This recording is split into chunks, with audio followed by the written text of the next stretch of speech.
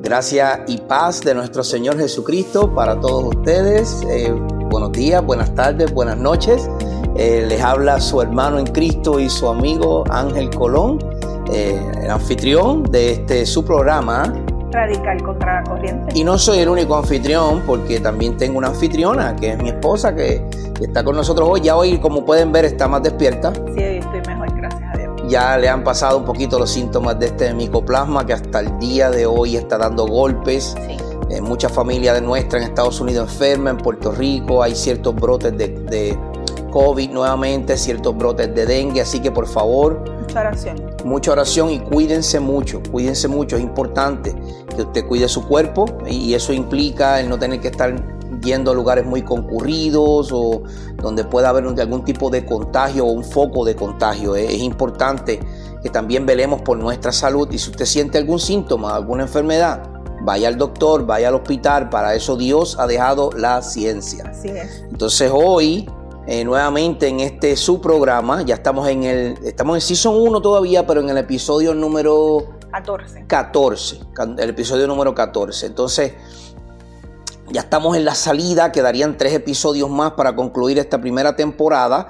Y como saben, estamos cercanos a la Semana Mayor. Sí. Y entonces pues estamos tomando los temas que corresponden a quién fue nuestro Señor Jesús, a qué vino nuestro Señor, cómo demostró Jesús que Él era el Hijo de Dios, el propósito de Dios cumplido en Jesús. Y por último terminaríamos con Jesús como profeta, sumo sacerdote y rey eterno. Entonces, ese es el último tema, y ya lo que quedarían son 3 temas para llegar ahí. Exacto, sí, ya esta temporada ha pasado súper rápido. Le agradecemos a todos por sus oraciones en cuanto a mi salud, por el ministerio, por el ministerio de Didasco Ministries, que también acabamos de comenzar. Ya está nuestra plataforma, nuestra página web en la red, así que le dejaremos los detalles debajo de los comentarios para que estén al pendiente y sepan más de todos estos proyectos que Dios nos ha puesto en el corazón. Así mismo es. Todo ha sido el Señor, es su plan.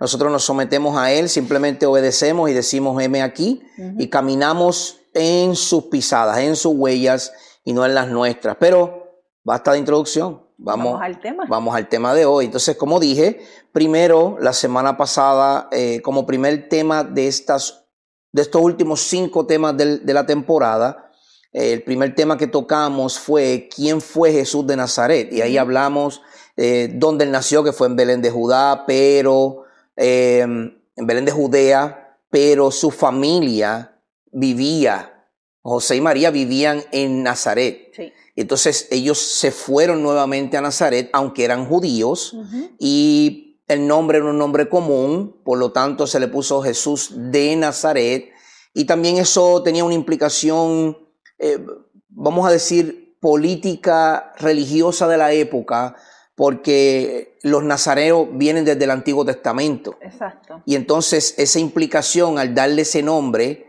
pues tiene una doble implicación. Porque entonces no solo que Él es de la región y por eso se le reconoce de esa manera, aunque nació en Belén, sino que también tiene una tipología a ese voto nazareo que se hacía, como sabemos del Antiguo Testamento. Entonces hoy vamos al segundo tema, y el segundo tema, luego de haber hablado quién fue Jesús de Nazaret, hoy entonces estaremos hablando a qué vino Jesús de Nazaret. El propósito. ¿A qué vino Jesús a la tierra? Entonces, fíjate, Sori, es una pregunta que yo la he hecho a personas del mundo y también la hago a hermanos en la fe. Si yo te hiciese esa pregunta a ti hoy, ¿a qué vino Jesús a esta tierra? ¿Qué tú dirías? Bueno, lo común, ¿verdad? Lo que usualmente se conoce y lo que sabemos, vamos a ponerlo así como desde pequeños, es a salvar al mundo, para evitar que vayamos al infierno, a darnos vida eterna, para poder tener acceso al Padre. Pero ¿Hay algo más allá? Bueno, mira, lo que sucede es que a pesar de que todo lo que dijiste es correcto, Jesús vino a salvar al mundo. Claro. Jesús vino para librarnos de la muerte, del pecado. Jesús vino para darnos vida eterna. Y usualmente esas son las respuestas que el mundo da. Pero es muy triste cuando le preguntamos al pueblo de Dios, exacto, ¿a qué vino Jesús? Y nos da una respuesta tan sencilla como esa. ¿Sabes lo que sucede? Que usualmente, especialmente con esta nueva generación que va subiendo, ellos lo cuestionan todo.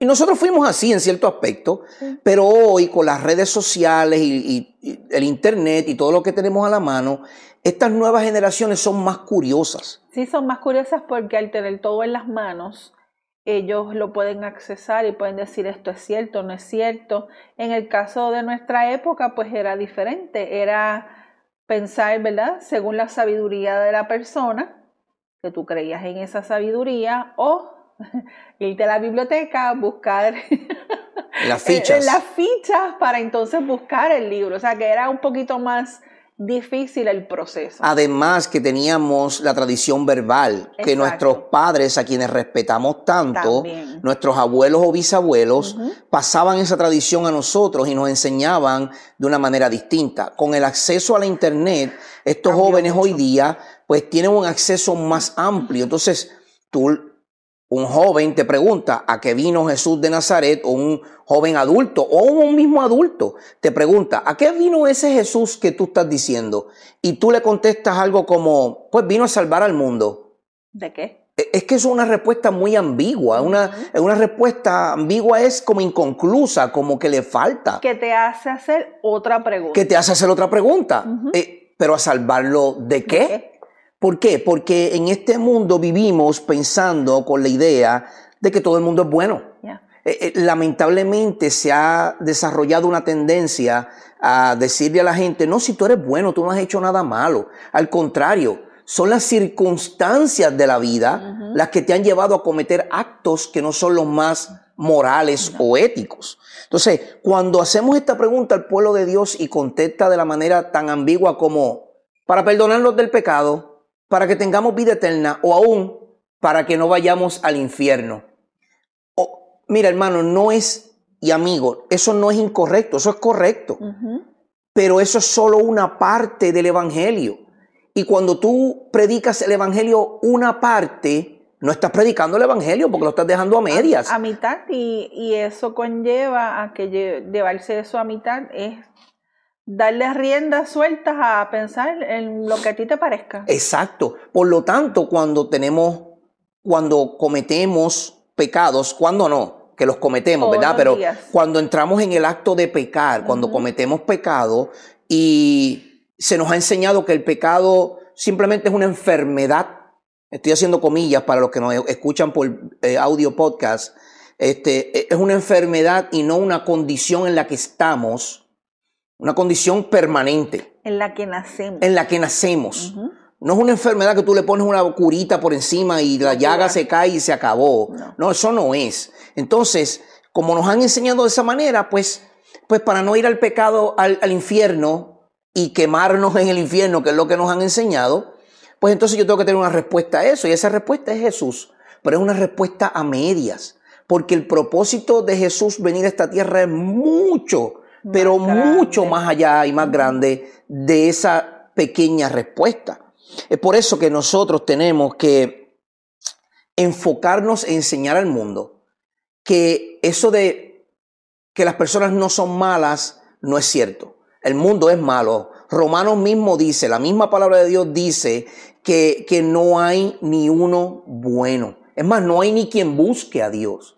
Si nosotros nacemos en esta condición, tenemos que ir, como siempre, ¿verdad? Se habla al principio. Claro. Que cuando Adán y Eva pecaron contra Dios, ya entonces ahí estamos condenados por culpa de ese primer pecado. Exacto.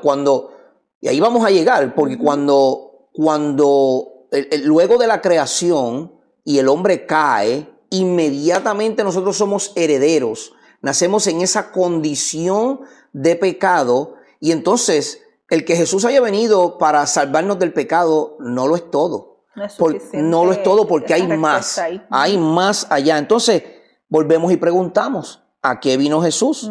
Entonces, para entender la misión de Jesús y para entender el por qué Jesús vino y por qué nosotros trabajamos como discípulos y por qué la iglesia tiene una misión y por qué el pueblo de Dios en general tiene una misión, primero debemos entender el panorama bíblico. Porque tú no vas a entender a qué vino Jesús y vas a dar una respuesta muy simple si tú no entiendes el panorama bíblico que está unificado.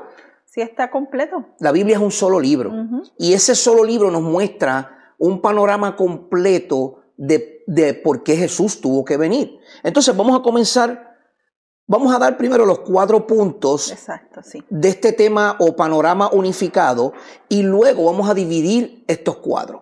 Entonces, tenemos la creación, tenemos la caída del hombre, la redención y la restauración. Esos 4 temas o títulos definen la narrativa completa de la Biblia de una manera simple y corta. La creación, luego de esa creación hubo una caída, luego de esa caída tiene que haber una redención y luego de esa redención tiene que haber una restauración para volver otra vez a esa creación original. ¿Ok? Entonces, volvemos y preguntamos, ¿por qué vino Jesús? Pero esa es la pregunta correcta.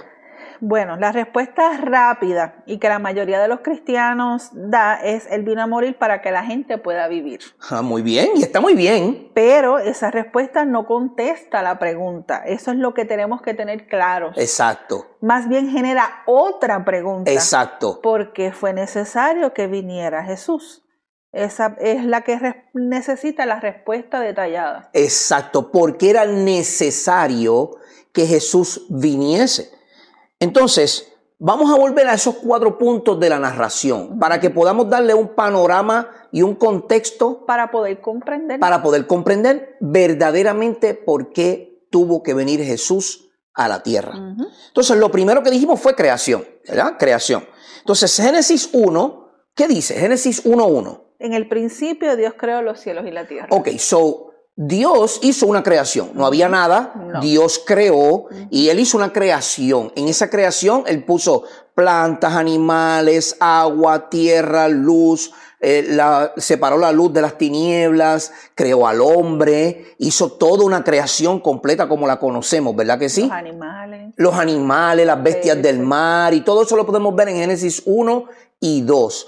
Pero en Génesis 1 al final, ¿qué dice Dios? En Génesis 1:31 dice: Dios vio todo lo que había hecho y era bueno en gran manera. Y fue la tarde y fue la mañana el 6º día. Ok, estamos leyendo de la Nueva Biblia de las Américas, por si usted tiene duda de su traducción. Reina Valera de 60 también lo utilizamos, tengo varias versiones de ella, pero estoy utilizando la Nueva Biblia de las Américas porque es un lenguaje más simple de entender y se adhiere mejor al texto original. Por eso es que estamos utilizando esta versión. Entonces, Sori, dijiste que Dios vio que todo lo que había hecho, no solamente que era bueno, en gran manera. Era bueno en gran manera. So, Él está diciendo, mi creación es perfecta. Lo que yo hago no lo hago a medias. No. Yo no hago cosas a medias. Por eso no podemos contestar que Jesús vino para salvar al mundo y ya, porque eso es una contestación a medias. Hermano que me escuche, esto va directo para ti. No des evangelios a medias. No lo des. Usted tiene que predicar el evangelio en su entereza, porque Dios no hace cosas a medias y el evangelio no es un evangelio de salvación a medias, ¿ok? Y por eso es que estamos en este tema. Vimos la creación, vimos que Dios dijo que esa creación era buena, Dios creó todas las cosas y dijo que era buena en gran manera, y eso produjo una relación como la que tenemos los esposos. Eso produjo una relación íntima, personal y perfecta. Es decir, su creación estaba íntimamente atada al Creador. Y había una relación personal donde Dios y la creación tenían comunión constante. No había nada que los separara. No había nada que los separara y era Es el paraíso. Exacto, era una creación de paraíso, del Edén, ¿verdad? De eso es lo que se llama esa palabra, es un paraíso o algo perfecto. Entonces, esa relación, ¿qué pasó con ella? Hubo una caída, se rompió. ¿Qué causó que esa relación entre Dios y el hombre y su creación? Porque esto no solamente impactó al hombre, esto impactó las plantas, esto impactó las bacterias, los virus que antes eran buenos para la digestión y para descomponer lo que caía al suelo. Ahora esos virus se tornaron en nuestra contra porque el pecado afectó todo. La creación completa. Los animales que comían hierba o vegetales ahora comen carne y sangre porque la creación fue impactada de la separación que hubo entre Dios y su creación. Hubo un causante. Sí, lamentablemente esa relación no duró mucho tiempo, pues. Ya saben, el acusador, el mentiroso. El acusador, muy bien, el mentiroso. Se encargó de... Satanás. Sí, se encargó de dañar esa relación creando la separación entre el creador y lo creado, sembrando la semilla de engaño y por el orgullo y la soberbia, porque él quería ser como Dios. Exacto, yo me sentaré en tu trono, yo iré al cielo, Isaías, me sentaré en tu trono. Esa guerra con Dios la pasó al hombre, porque era la creación perfecta de Dios. Y recuerden, no es con nosotros, es entre Dios y Satanás. Es una guerra que él tiene por la envidia y eso lo pasó al hombre y nos acusó falsamente, nos engañó y vino la caída. Creación, segundo caída. ¿Qué causó esa caída? Génesis 3:1, ¿qué dice? Sí, la serpiente era más astuta que cualquiera de los animales del campo que el Señor Dios había hecho. Y dijo a la mujer, ¿con qué Dios les ha dicho? No comerán de ningún árbol del huerto. Ok, vamos a detenernos ahí. Fíjate las palabras tan sutiles que Satanás usa. Con que Dios les ha dicho. Está sembrando una duda en la persona. Bien sutil, pero la verdad que fue ahí tajante. Y esa duda hizo que comenzara lo que hoy tenemos como la caída del hombre. Génesis 3:6. Dice, cuando la mujer vio que el árbol era bueno para comer y que era agradable a los ojos y que el árbol era deseable para alcanzar sabiduría, tomó de su fruto y comió. También dio a su marido que estaba con ella y él comió. Entonces fueron abiertos los ojos de ambos y conocieron que estaban desnudos y cosieron hojas de higuera y se hicieron delantales. Fíjate lo que sucede. Entra la mentira, ella lo cree, ella ve que es bueno para comer y mira lo que sucede. Inmediatamente entra en desobediencia a las instrucciones que Dios había dado. ¿Sí? Dios había dicho no comas. Simple. Pero tenían de todo, Sori, de todo, hermano y hermana, de todo en el huerto para comer. Y vivían saludablemente. La vida no tenía fin, era eterna en el huerto. Y ellos decidieron violentar ese único mandato que Dios le había dado. No comas, Satanás miente, ella lo cree, mira que es bueno, lo desea, lo apetece, come, no se satisface con comer ella, le da a su marido, él como muy buen bobo y tonto, decide caer en la trampa también come y por causa de Adán entra el pecado porque las instrucciones Dios se las dio a él. Al hombre, sí. Por lo tanto, tú varón en tu casa y sacerdote, si tú no estás con una buena mayordomía en tu hogar y no estás siendo un sacerdote del hogar, tú también estás en contra de Dios, ¿sabes? Sí. Estás en contra de lo que Dios ha dictado.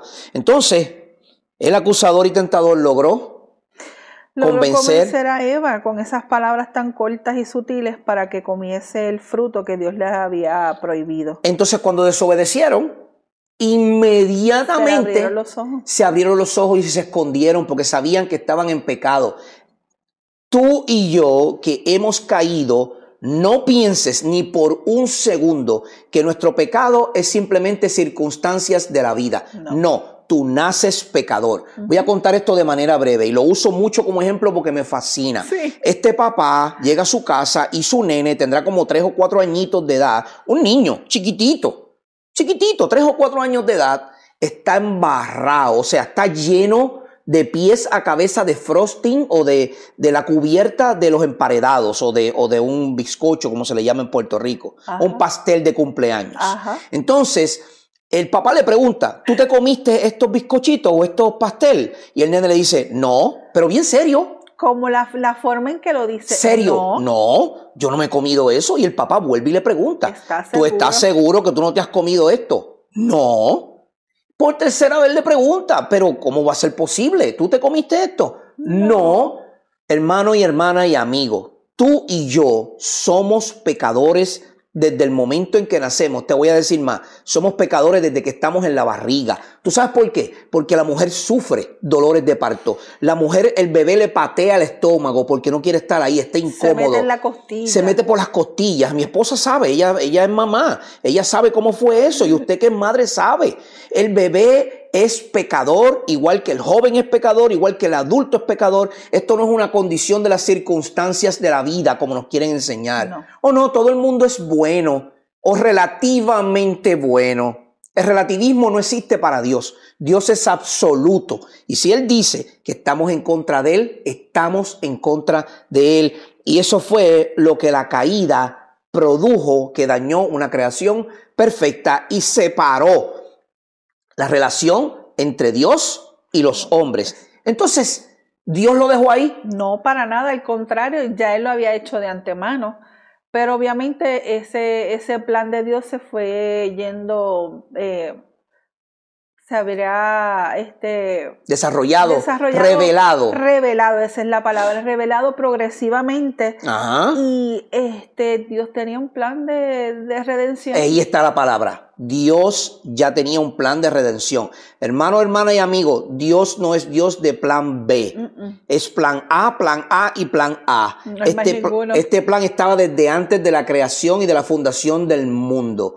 Dios simplemente permitió que las cosas corrieran de un modo para que el mundo viera su gloria, su majestad, su poder y su soberanía. Sí, porque en realidad todo, cuando venimos al Señor y entendemos, comprendemos que todo es para glorificarlo a Él, porque Él es el creador del universo y a Él es el que nosotros debemos exaltar. Entonces, si es así, ¿tú crees que Él no pudo haber destruido la creación en ese momento? Claro. Claro, pero entonces hubiese arruinado su plan perfecto. Entonces sí, hubiese tenido que haber un plan B, pero como Dios no es Dios de plan B, en la redención, creación, caída, redención, Dios dice en Génesis 3:15.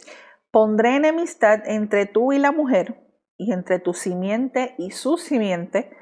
Él te herirá en la cabeza y tú lo herirás en el talón. Ahí está hablando de Jesucristo. Sí. De Jesucristo.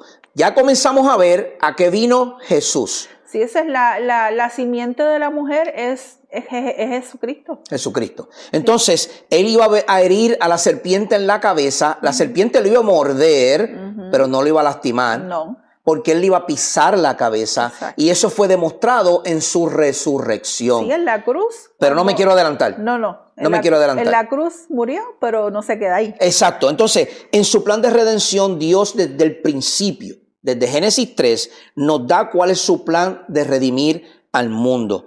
En su misericordia, en su amor, Él no dejó su creación separada de Él. Fíjate que Él mismo, no somos nosotros que lo buscamos a Él, nadie busca a Dios, es Él el que inicia nuevamente y dice, no, ahora yo te voy a buscar a ti, porque como te perdiste de mí, te desataste de mi relación, ahora yo te voy a alcanzar nuevamente y da la promesa de redención. Este redentor no es otro que la persona de Cristo Jesús. Y esa redención vino con un propósito. ¿Cuál es? Con una restauración. Con una restauración del reino. Apocalipsis 21, 1 al 5 dice lo siguiente. Entonces vi un cielo nuevo y una tierra nueva, porque el primer cielo y la primera tierra pasaron, y el mar ya no existe. y vi la ciudad santa, la nueva Jerusalén, qué palabras más bonitas, Wow. que descendía del cielo de Dios, preparada como una novia ataviada para su esposo. Entonces oí una gran voz que decía desde el trono: el tabernáculo de Dios está entre los hombres. Ese es Cristo. Sí, y Él habitará entre ellos, y ellos serán su pueblo, y Dios mismo estará entre ellos.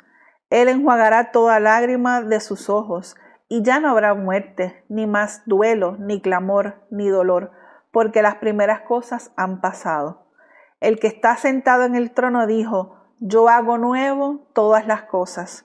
Y añadió: escribe, porque estas palabras son fieles y verdaderas. Dios fiel. Fíjate, creación, todo perfecto, caída, se desata una cadena de eventos donde el hombre se separa de Dios por causa del pecado que entró a la humanidad. Entonces Dios en su plan perfecto nos da un redentor. Ese redentor, Cristo Jesús, vino para redimir a esa creación. Pero eso no se quedó ahí, porque ese mismo redentor se convirtió en el restaurador de lo que era esa vieja creación. Ahora va a ser una nueva creación. ¿Usted quiere saber el plan de Dios? Léase Génesis capítulo 1, 2 y 3 y luego lea Apocalipsis capítulos 20, 21 y usted va a ver el plan de redención de Dios completo, principio y fin. Fíjense que aquí Apocalipsis nos dice que en el plan perfecto de Dios, en ese plan A, Él nos dejó un medio por el cual seríamos redimidos y restaurados a una nueva creación. Entonces volvemos a preguntar, ¿a qué vino Jesús de Nazaret? Primero, ¿a qué vino Jesús de Nazaret? Para revelar a Dios y su plan. Él vino como primer propósito, muy distinto a decir Él vino para salvar al mundo. Él vino para revelar al que originó todo, consumó todo y lo hizo todo, Dios. Fíjate, Jesús se somete al Padre. Sí. Él no deja de ser Dios. No. Jesús es Dios. Pero cuando tomó la persona del hombre, cuando se hizo carne, Él se somete al Padre, y usted va a ver en toda la Escritura, en los Evangelios, usted va a ver. Se te abren los ojos. Sí, porque usted va a ver que en todo momento hágase tu voluntad. Yo no vine para glorificarme a mí, sino para glorificar al Padre. Yo le oro al Padre. Él no se oraba él mismo, y él siendo Dios, él se sometía al Padre. Toda autoridad es de Dios. Jesús es Dios y tiene la autoridad. Claro que la tiene, pero aún así él entiende cuál es su posición en la creación. Él sabe que su rol y su posición en la creación es la de redentor. No es la de creador. Dios es creador, Él es redentor, y el Espíritu Santo es el que redarguye y guía a esa creación. Qué perfección de la Trinidad, ¿no? Es hermoso. Es perfecta. Entonces, Él vino para revelar a Dios y el plan de Dios. Nadie ha visto jamás a Dios, dice Jesús. El unigénito Dios, o sea, el Hijo que está en el seno del Padre, Él lo ha dado a conocer. Juan 1, 18. Cuando el hombre pregunta, ¿cómo es Dios? La respuesta es simple: mira a Jesús. Fácil. Mira a Jesús. ¿Tú quieres saber cuál es el plan de Dios para nosotros? Aférrate a Jesús. Cuando tú quieres saber lo que Dios nos ha dicho, mira a Jesús y mira su palabra. El Hijo vino para revelarnos al Padre y ese plan que el Padre tenía para con nosotros. ¿Qué dice Colosenses capítulo 1, Sori? Sí, dice, Él es la imagen del Dios invisible, el primogénito de toda creación, porque agradó al Padre que en Él habitara toda la plenitud por medio de Él, reconciliar todas las cosas consigo, habiendo hecho la paz por medio de la sangre de su cruz. Por medio de Él, repito, ya sean las que están en la tierra o en las que están en los cielos. Cuando Pablo habla en Colosenses capítulo 1, versos 15, 19 y 20, él está diciendo que la venida de Jesús es la encarnación de Dios, es Dios en la carne. Como Dios en la carne, Jesús demostró quién es Dios. Claro. Porque Él estaba presente. Al hacer esto nos demuestra cuál es su plan. Es decir, ustedes se separaron de mí, pero yo tengo un plan tan perfecto que yo mismo, en la persona de mi hijo, los voy a ir a visitar. Y yo voy a cumplir ese plan en la tierra. Al llorar, Jesús mostró a Dios. Mostró a Dios cuando tuvo compasión por las prostitutas, los ladrones, los que robaban dinero. Jesús tuvo compasión por los niños. No solo esto, sino que mostró al Padre en el Hijo mismo, en el amor por la humanidad. Él mismo nos revela quién es Dios. El mismo Jesús nos revela quién es Dios. Entonces ese fue su primer y más importante ministerio, era revelarnos a Dios. Él mismo dijo, el reino de Dios ha llegado. Él mismo. Él mismo. Entonces lo segundo a lo que vino Jesús, ¿a qué fue? Para redimir a la humanidad. Ahora entramos en la redención de la humanidad. Ok, ¿qué dice 2 Corintios capítulo 5, 21? Al que no conoció pecado, lo hizo pecado por nosotros, para que fuéramos hechos justicia de Dios en Él. Fíjate, esa justicia de Dios es ser redimidos en Dios, en Él, en Jesús, para con Dios. Pero, ¿qué es redimir, Sori? La palabra redimir es comprar algo, con la idea de rescatar lo comprado. Como cuando Oseas compró a Gomer, a su esposa. En Oseas capítulo 1 vemos eso, ¿verdad? De la esclavitud. Ok. O sea, Dios manda a Oseas a comprar a su esposa. Exacto. O cuando Dios redimió a Israel de la esclavitud egipcia. Fíjate, ellos eran esclavos físicos de Egipto y Dios los redime, los saca con mano dura, ¿verdad que sí? Sí, eso está en Éxodo 6:6. Exacto. Y en este mismo sentir, Dios compra al hombre de la esclavitud del pecado en Cristo Jesús. Fíjate, Él compra al pueblo a su pueblo de los egipcios de la esclavitud física. Eso es un tipo de la esclavitud del pecado espiritual que nosotros tenemos. Sí. Y en Jesús, Él nos compra, nos redime para Él, en Cristo Jesús. Gálatas 5:1 dice, para la libertad fue que Cristo nos hizo libres. Por tanto, permanezcamos firmes y no se sometan otra vez al yugo de esclavitud. No volvamos a lo mismo. Si ya Él lo hizo por nosotros. ¿Para qué volver atrás? ¿Para qué volver atrás? Exactamente. Entonces, Él nos redime esta necesidad de ser liberados de la esclavitud.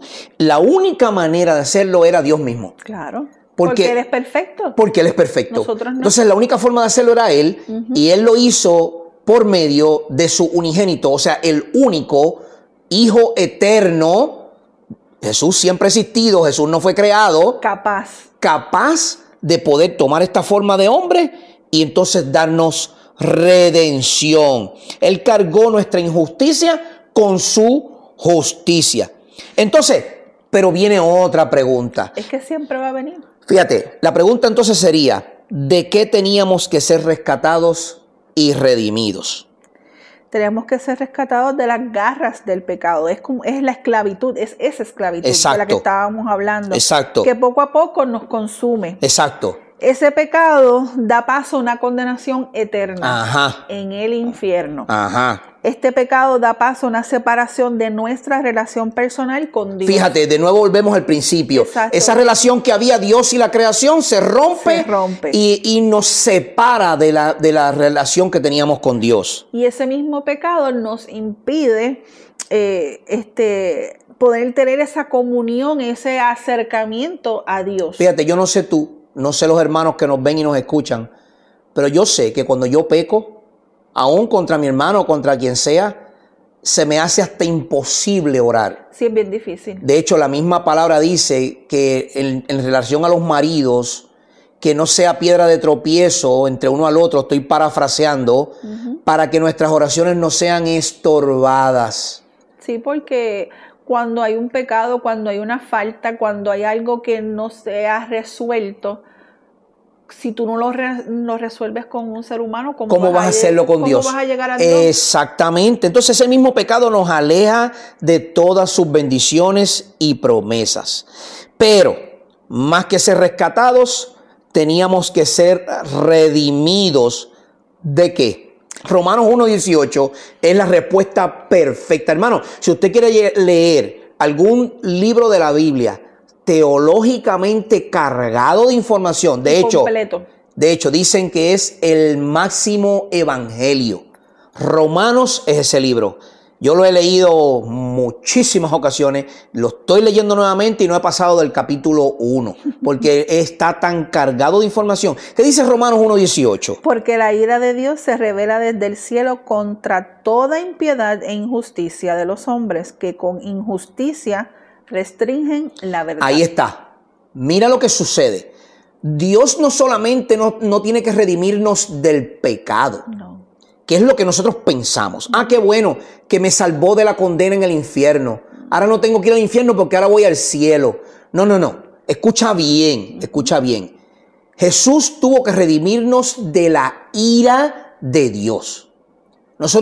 Dios estaba en ira, en guerra contra nosotros. Usted sabe la guerra entre Israel y Gaza ahora mismo, que no terminan los bombardeos, porque Gaza está en ira contra Israel, Israel está en ira contra Gaza y están en un combate, guerra. Por más tratados de paz que han tratado de firmar, no se ha podido. Lo mismo sucede contigo y conmigo frente a Dios. Sí. Su ira está sobre nosotros.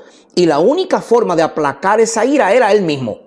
Y la única forma de hacer eso Él mismo era en la persona de nuestro Señor Jesucristo. ¿Qué dice Romanos 5:9?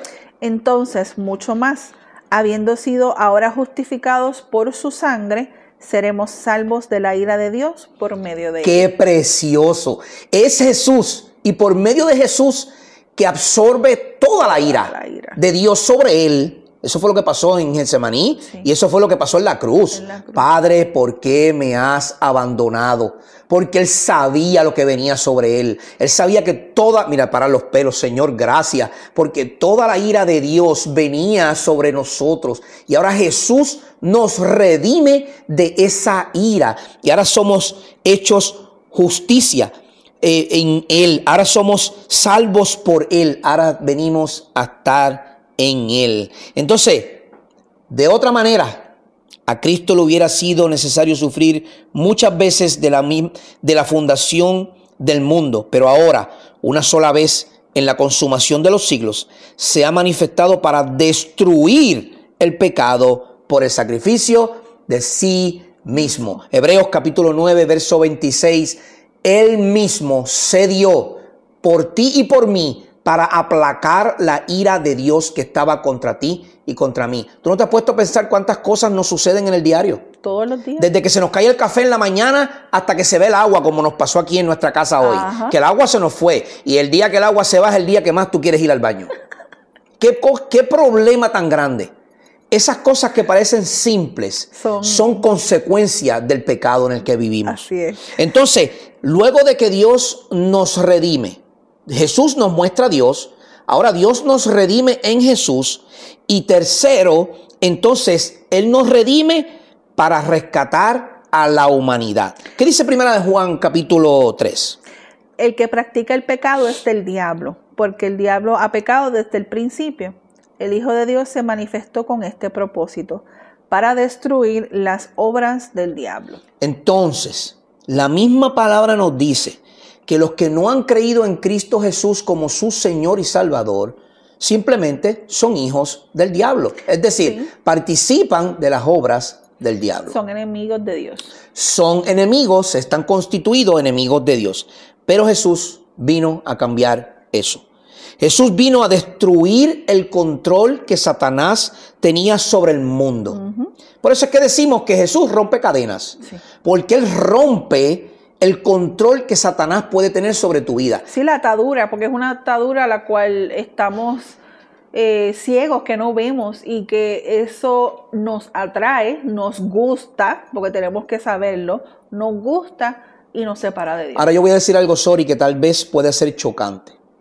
Pero hermano, si usted ha nacido de nuevo en Cristo Jesús, Jesús vino para romper la atadura que usted tenía con el pecado. Ahora, por favor, no me tome a mal porque yo no soy perfecto, mi esposa no es perfecta, créanme que pecamos. En estos días estuvimos un poquito encontrados el uno con el otro, simplemente porque ella piensa distinto a mí, yo pienso distinto a ella, eso es todo. Eso es pecado, ¿sabes? Porque yo tengo que tratarla a ella como el vaso más frágil. Esa es mi responsabilidad. Y como yo no lo hice, yo estoy pecando contra Dios. Eso quiere decir que yo no soy perfecto, pero le voy a decir esto. Si ya Cristo rompió las cadenas del pecado que le ataban y ahora usted ha sido rescatado en Él, usted no puede, simplemente no puede continuar en la vida que vivía. O sea, si usted hablaba malo, eso tiene que acabar. Si usted fumaba, eso tiene que acabar. Si a usted le gustaba el alcohol, eso tiene que acabar. Si usted era de los que se pasaba peleando, tirando puños hasta el viento, eso tiene que acabar. Hermano, nos vamos a molestar, nos vamos a sulfurar, vamos a tener un poco de ira en nosotros. Airaos, pero no pequéis. Gracias, mi vida, porque nosotros no podemos darle paso a que ese pecado nazca, porque ya Jesús rompió esas cadenas. Ahora somos una nueva criatura. Él nos rescató. Y como ahora estamos en Él, una de las frases favoritas del apóstol Pablo, estamos en Cristo, escondidos en Él, vivimos con Él, juntamente con Él hemos nacido. Por lo tanto, si usted es de esos que cita ese pasaje, con Cristo estoy juntamente crucificado y ya no vivo yo, mas vive Cristo en mí. Si usted cita ese pasaje mucho, cuidado. Que usted esté citando ese... Sí. Claro, que usted no esté citando ese pasaje, pero esté viviendo otra vida. Otra vida escondida totalmente. Usted tiene que evaluar muy bien su situación. Pero Jesús vino a rescatar lo que se había perdido. Él vino a rescatar a esa creación caída, apartada y separado de Dios. ¿Qué nos dice Marcos capítulo 10? Sí, 10:45, porque ni aun el Hijo del Hombre vino para ser servido, sino para servir y para dar su vida en rescate por muchos. Ahí está. Él vino a dar su vida por rescate. ¿Rescate de qué? De las garras de Satanás, de las garras del pecado, de la esclavitud del pecado. Si el hombre rechaza a Cristo como su Señor y Salvador, no tiene otra opción que estar bajo el dominio del mundo y su Señor, que se llama Satanás. Primera de Juan capítulo 2. Pero hay esperanza, hermano y amigo. Hay esperanza y esa esperanza se encuentra en Cristo Jesús. Colosenses 1 dice, porque Él nos libró del dominio de las tinieblas y nos trasladó al reino de su Hijo amado. Fíjate, Dios nos traslada al reino de su Hijo amado, en quien tenemos redención, el perdón de los pecados. ¿Usted ve cómo se va desarrollando la trama? Sí. Creación, caída, plan redentor y restauración. Y eso es lo que estamos viendo ahora mismo. Sí, en ese plan de redención tenemos que estar conscientes de que al Cristo hacer ese acto de amor por nosotros, somos coherederos con Él. Definitivo, tenemos una herencia eterna. Y esa herencia eterna, y amigo que nos escucha y hermano que nos escucha y nos ve, nos lleva a la cuarta cosa de todas las que Cristo vino a hacer. Yo no estoy limitando esto, por favor. Esto no es una lista exhaustiva, esto es una lista bien parcial. General, para que entendamos el plan perfecto de Dios desde el comienzo de la humanidad. Es una lista general y corta, pero abarca los 4 mayores puntos de por qué o a qué vino Jesús. Y dijimos que Él vino para revelar al Padre, Él vino para redimirnos, Él vino para rescatarnos y ahora vino para resucitarnos. Eso es así, para resucitar la humanidad. Fíjate, ¿qué dice Primera de Corintios capítulo 15, Sí, dice, esto digo, hermanos, que la carne y la sangre no pueden heredar el reino de Dios, ni lo que se corrompe hereda lo incorruptible. Así que les digo un misterio, no todos dormiremos, pero todos seremos transformados en un momento, en un abrir y cerrar de ojos, a la trompeta final. Pues la trompeta sonará y los muertos resucitarán incorruptibles y nosotros seremos transformados, porque es necesario que esto corruptible se vista de incorrupción y esto mortal se vista de inmortalidad. Fíjate que perdemos de perspectiva las palabras importantes. Esto mortal, o sea, estamos muertos. Esto mortal se tiene que vestir de inmortalidad. Y la única forma de hacer eso es a través de Cristo. A través de Cristo Jesús. Y lo que es corruptible, o sea, que se daña, tiene que volverse incorruptible, que es la perfección de Dios. Exactamente, es por eso que Cristo vino a resucitar lo que estaba muerto, a resucitar lo que estaba muerto. Nosotros estábamos muertos en nuestros delitos y pecados, separados de la creación perfecta de Dios, alejados totalmente de Dios. Dios tiene que venir, Jesucristo nos revela a Dios, Él nos redime, nos rescata y ahora nos resucita. Fíjate que Juan capítulo 1, el Evangelio de Juan capítulo 1 dice que en Él, en Cristo, estaba la vida y Él vino a revelar esa vida a los hombres, ¿verdad que sí? Sí. Si en Él estaba la vida y nosotros no estamos en Él, pues estamos muertos.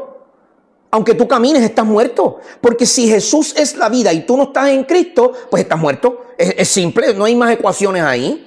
Como dicen, muerto en vida. Muerto en vida, como cuando uno está enfermo, ¿verdad? Entonces, miren, hermanos y amigos, Jesús vino, vivió una vida perfecta, murió como el sacrificio perfecto por el pecado y ascendió al Padre, triunfando sobre el último enemigo, la muerte. Cuando Él resucita, Él vence la muerte, Él la elimina para los que han puesto su fe en Él.